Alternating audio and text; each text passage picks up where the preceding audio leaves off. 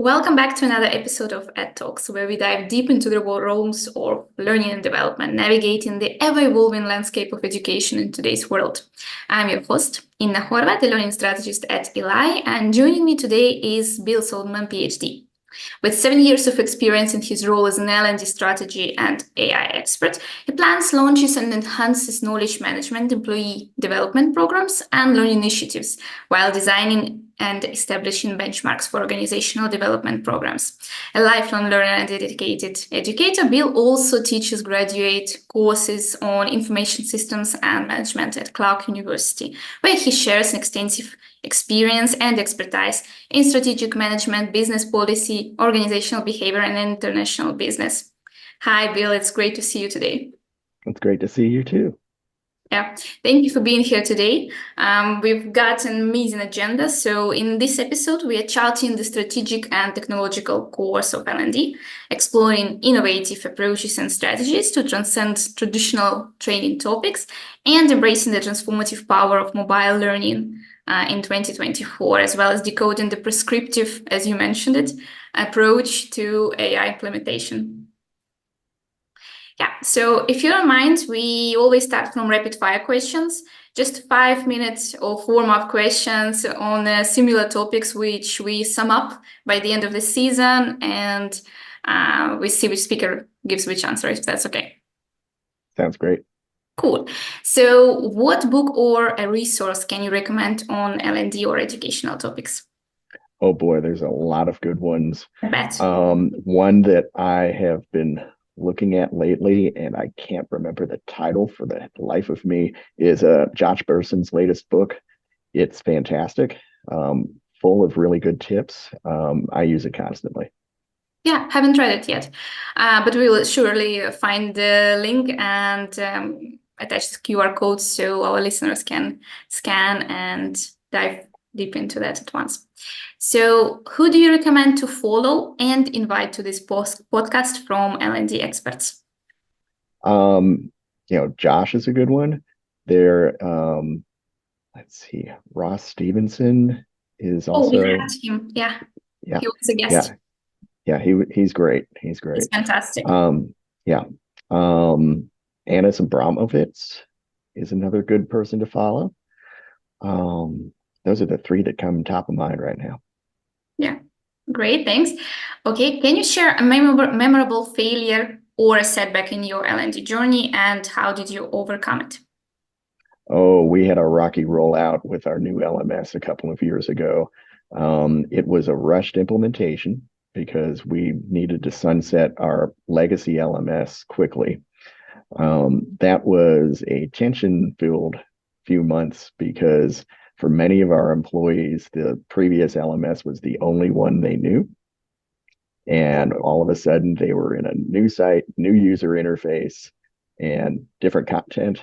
And fortunately, I've got a really good team. They provided and continue to provide a lot of support as we keep adding features and making reports and dashboards. So it's been really fun. Yeah, great. Okay, what question must be asked on a job interview for L&D specialists? Let's see.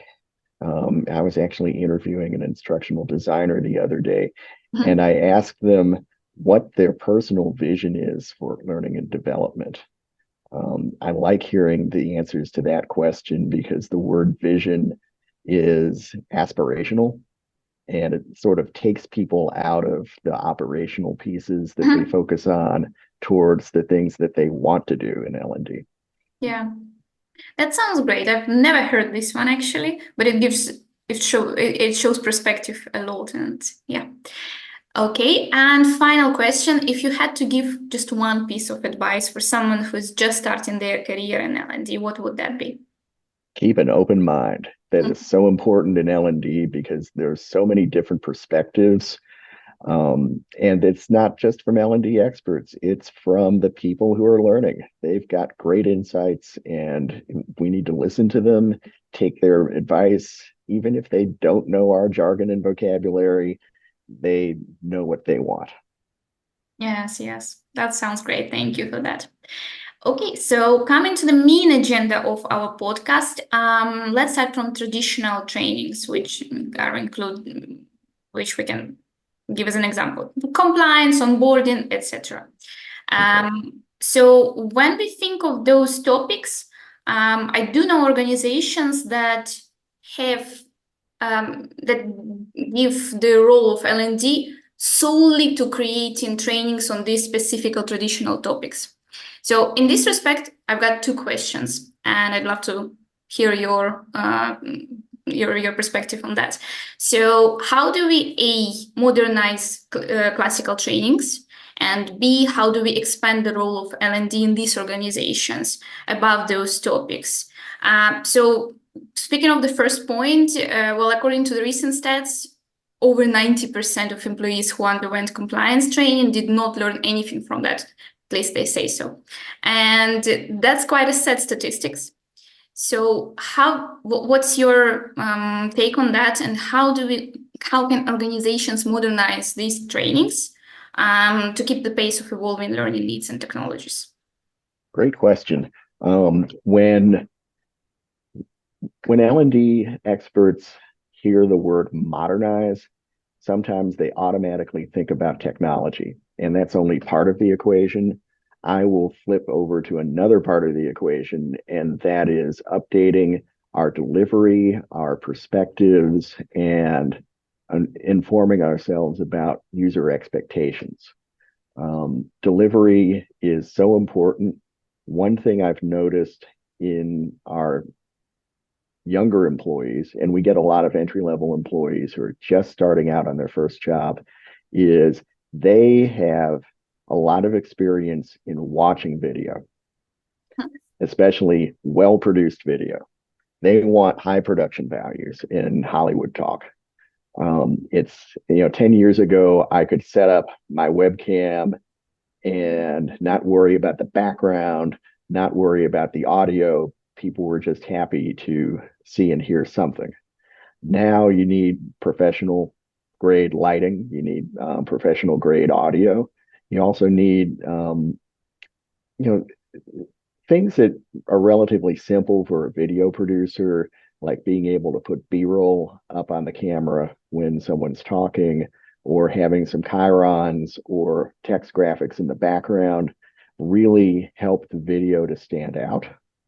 So that hits us on production values. In terms of content, we need to make sure that we update our language to respect things like diversity, equity, inclusion, and belonging.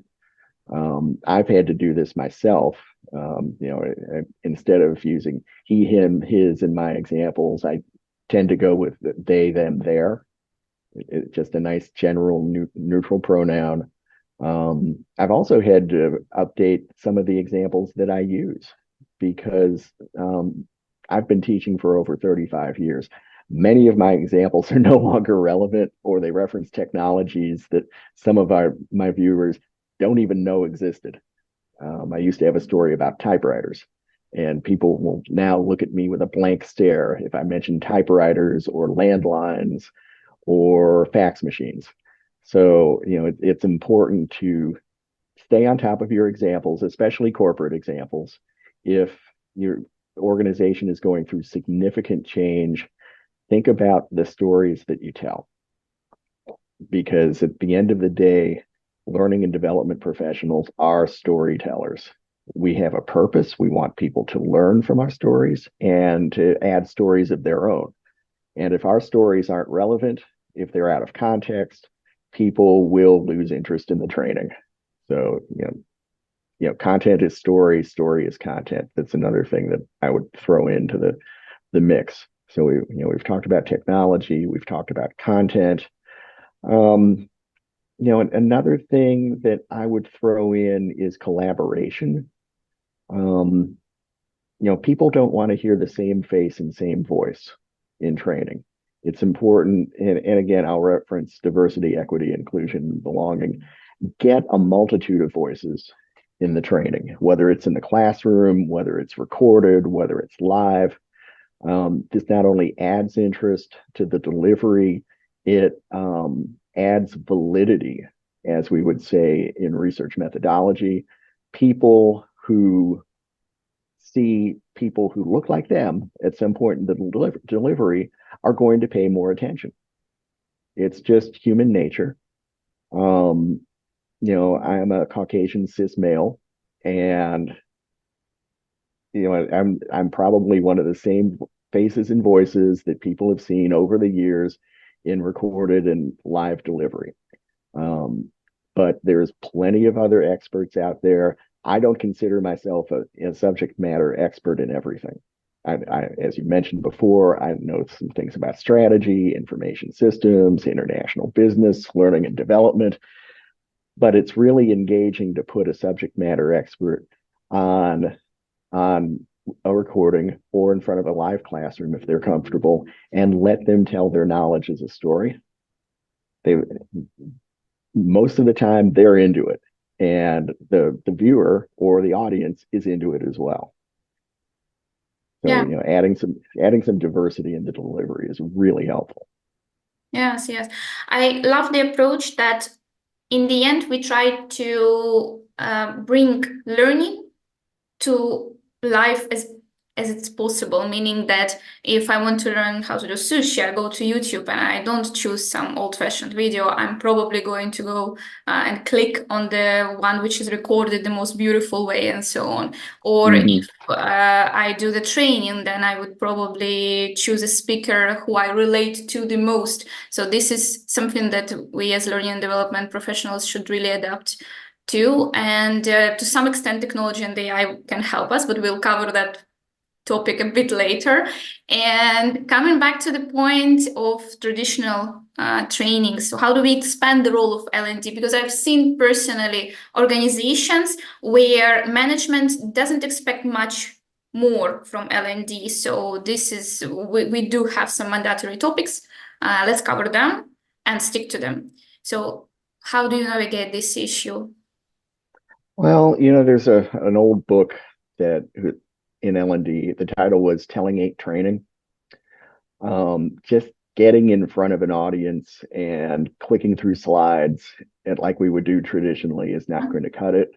Another thing I have noticed is because more and more of our younger employees are used to online learning, they have trouble navigating a classroom experience. And that can be a tough thing to explain to senior leaders because they went to school in the classroom. So did I. I didn't do any online learning until I was probably 15 years into my career journey.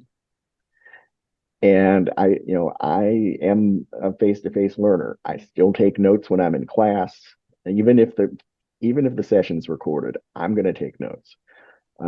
Simple things that my generation takes for granted, like note taking, being able to follow along in a book, learning to navigate the agenda of a face-to-face class that we normally would have as a traditional class is outside the experience of more of our younger professionals. So we have to flip the script, and that gets us to the flipped classroom, distribute materials beforehand through the LMS or another means, have people prepare before the class so that we can get right into exercises, which are fun.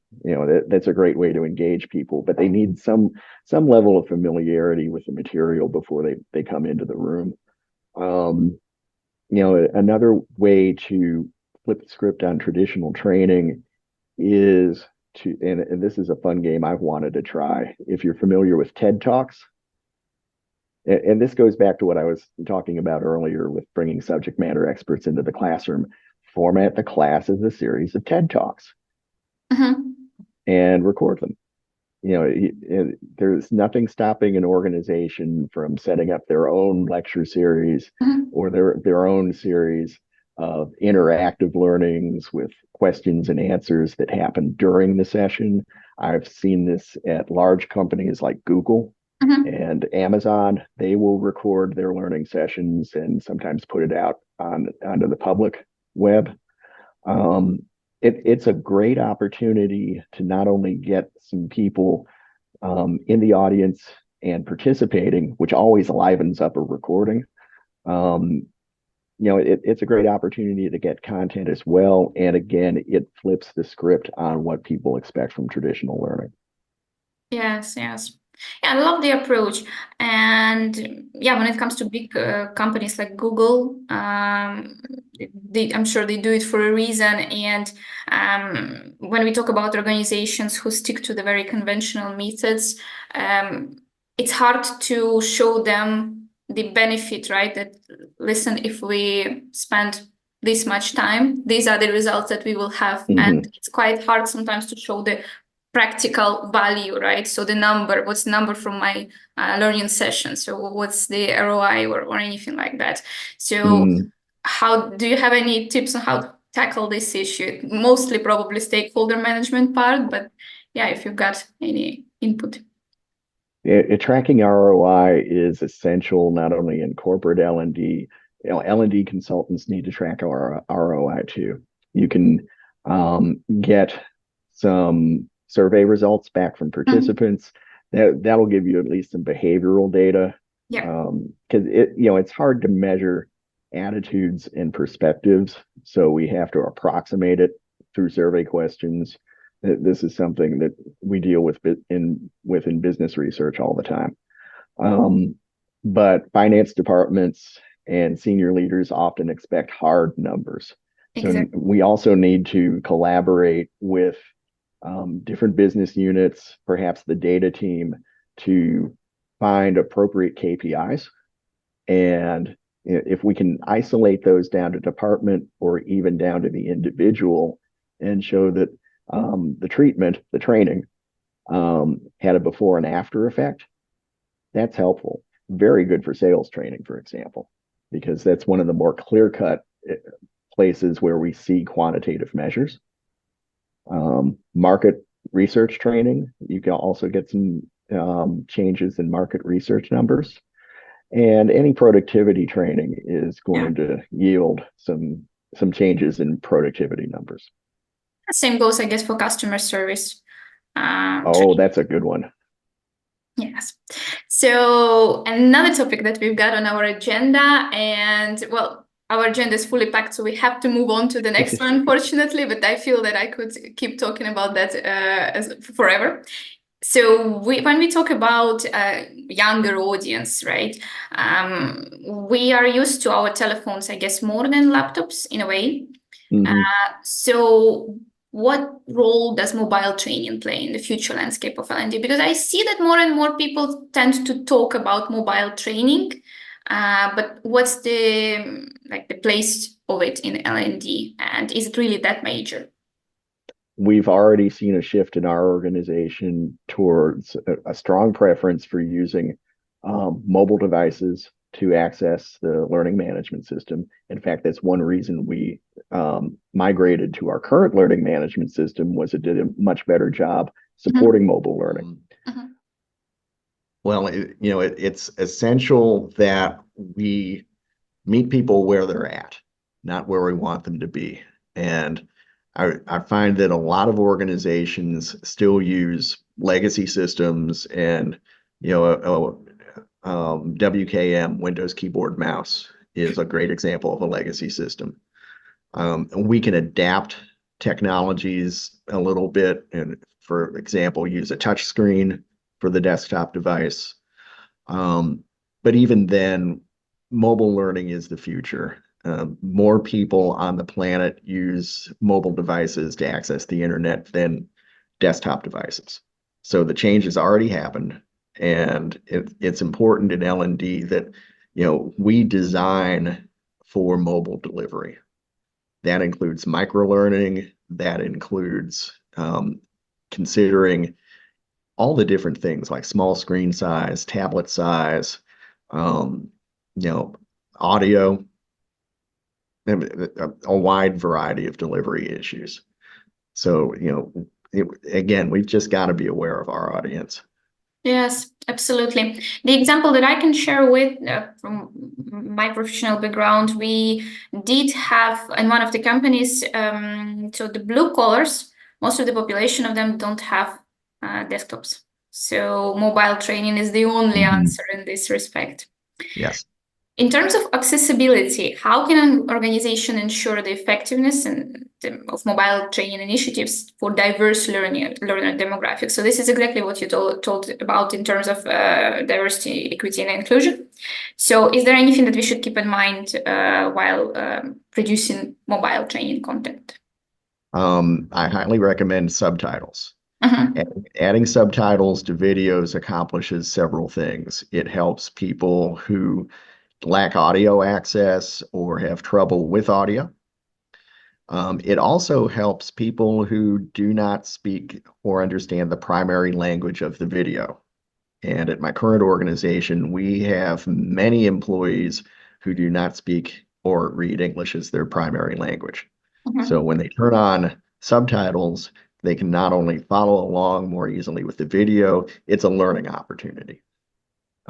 Many people around the world have picked up English or a second language by reading subtitles. It's just a Be great win. included. Yeah. Yeah. I do the same thing with German. And I took some German courses in college, and that was a longer amount of time than I care to admit. But occasionally I do watch German language subtitles. That's always fun. Besides subtitles, and another thing is considering people with visual challenges. Descriptive audio can be helpful, especially if you've got trainings that aren't just a face on the screen or a sage on a stage. If the training includes, video montages or scripted video, then having descriptive audio is a big win. And these two things I often see ignored in learning content because it takes extra time to develop and deploy them. But there's plenty of tools available in the major video editing platforms to get this done. Absolutely, yes. And in general, in terms of technology, we've moved on, I think, for the last couple of years so drastically. The leap was gigantic, and what we could just now do with simple copy pasting of text and transforming it into a full scale training video in a couple of minutes, I guess, and just click render and that's it, done. So it's closer than we think, and it's more accessible than we think as well. So are there any other trends, technologies, and that organizations can adopt? And are there any mistakes in adopting them? Okay. I'm going to turn to generative AI for this answer because I've seen systems that will translate video do a spoken language translation, and not only do the translation, they will alter the video so that the mouth movements match the language. Yeah. Great example. Another piece and you've had other shows about generative AI, so I'm just going to use one more example about Gen AI. Is I tend to use Gen AI for drafts or brainstorming. One of my favorite tricks with Gen AI is to have the AI agent ask me questions instead of me asking the AI agent questions, because the agent's got access to a large language model, could be specific to a field, could be a general model, but it's generally going to ask me questions that I haven't thought of and I'm not prepared to answer. So that sort of AI interview is a great thing to teach people. It helps unlock the power of Gen AI just beyond generating content on the fly, which I see a lot of students try to do, and it's a limit. It has a limited effectiveness. Yes, absolutely. In terms of content curation, sometimes AI gives more than in terms of content producing, just bear one. Yes, but we are actually currently on the platform that does everything that you just mentioned. So one of the things that currently totally blew my mind is I think it's the feature of the future where you train the language model and you've got a real person talking to you, and let's say, guiding you through the onboarding process. And some questions that I might be embarrassed to ask, I can just ask. I talk in Avatar, for instance, and they will give me the reply. And that's something really that was unimaginable a couple of years ago. And I'm quite anxious of thinking what's waiting for us in the next couple of years, because some people say that maybe we as people are not needed anymore, right? I'm not that pessimistic, but what's your take on that in terms of AI and emerging technologies? So do you think that there might be a danger for our profession? As long as we consider AI a tool, I think we're in good shape. Yeah. One of the tropes that I've seen in movies and science fiction is treating the AI as an autonomous agent that has its own agency, has its own agenda, and you can put guardrails on an AI to make sure that people are in charge, and that AI is just a tool. I think that's really important in learning and development, because when we take the humans out of content development and design, we're making a mistake. We can certainly get advice from AI agents, but just handing the reins over to generative AI is a big mistake. Absolutely. When we were talking to you in the past, you mentioned prescriptive approach, and this is something you're absolutely right. We've had a couple of episodes about AI, but this is something that I haven't heard yet, the prescriptive approach. So what do you mean by that? I got the idea for the prescriptive approach from prescriptive analytics.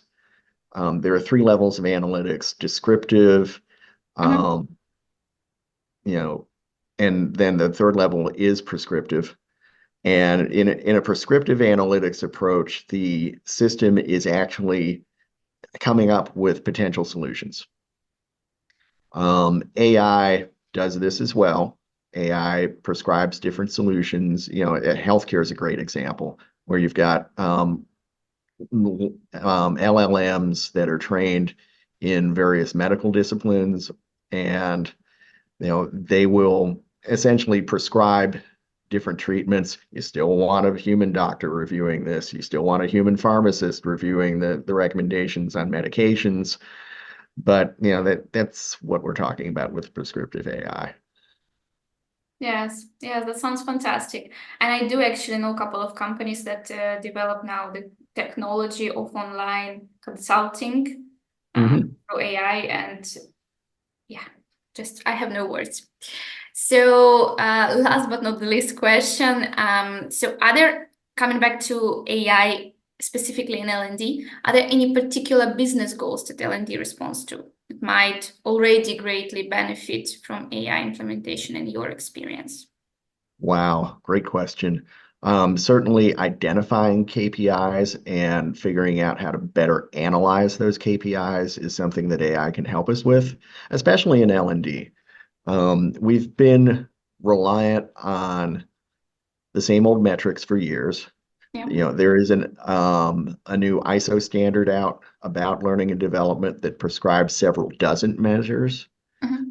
And it'll say how you calculate those measures, but that's not the end of the story. You still need organization-specific measures that help better describe what's actually happening and give us some benchmarks to aspire to in the future.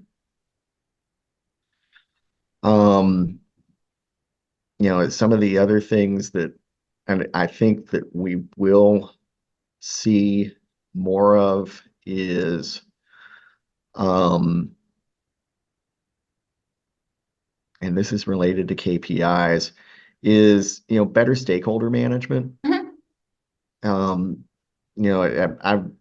My academic training was in stakeholder management. I teach stakeholder management in every college class that I do.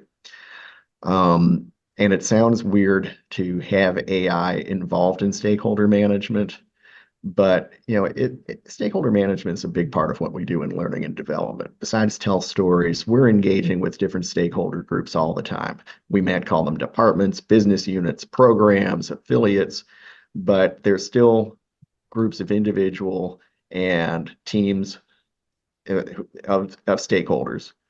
And AI can better help us map these out, organize them into clusters, and figure out what are our opportunities for better engaging with these stakeholders. Because end of the day, learning and development departments are always vulnerable in an economic downturn because and we've been talking about this all during this recording. There's this perception that we can't come up with hard numbers. We can't come up with return on investment. It's hard to identify the KPIs. So, senior leadership will sometimes sacrifice L&D departments to save budget. And, something I learned early in my academic training at the University of Georgia was when you cut the training budget, you end that knowledge development cycle. And it's really hard to spin up that flywheel again when the money comes. Think of learning and development as a long-term investment that's necessary for the company. It's just like a capital investment. In an economic downturn, would you neglect fixing the roof? Would you neglect the heating, ventilation, and air conditioning system? No. If you neglect learning and development in an economic downturn, then you're neglecting your team. It's just that simple. Yes, that's fantastic summarization, and I truly relate to the perspective of yours. And in general, I do not share the optimism that most do. For instance, that AI will take most of our tasks in a year or two, but also it's not that pessimistic in the way that we will need 20 years to adopt, because there is a thought that L&D adopts technology much later than other departments. But I think it's the middle way, and certainly relate to the topic that there are concerns always in respect of the need of L&D. Coming back to our first question, that how do we explain the value of our job in the most productive way and connect it to metrics, and this is where AI is a co-pilot of ours. So fully relate to your statement. So that was a great summarization, I suppose. So thanks a lot for sharing your thoughts on such major topics in the L&D bill. And that's actually a wrap for our today's episode of Ed Talks, where we unpacked insights of mapping L&D strategic and tech course. From redefining traditional training paradigms to embracing the mobility revolution and harnessing the transformative potential of AI, we hope that you've enjoyed our exploration. Until the next time, this is Inna signing off from Ed Talks and wishing you a journey filled with continuous learning and growth.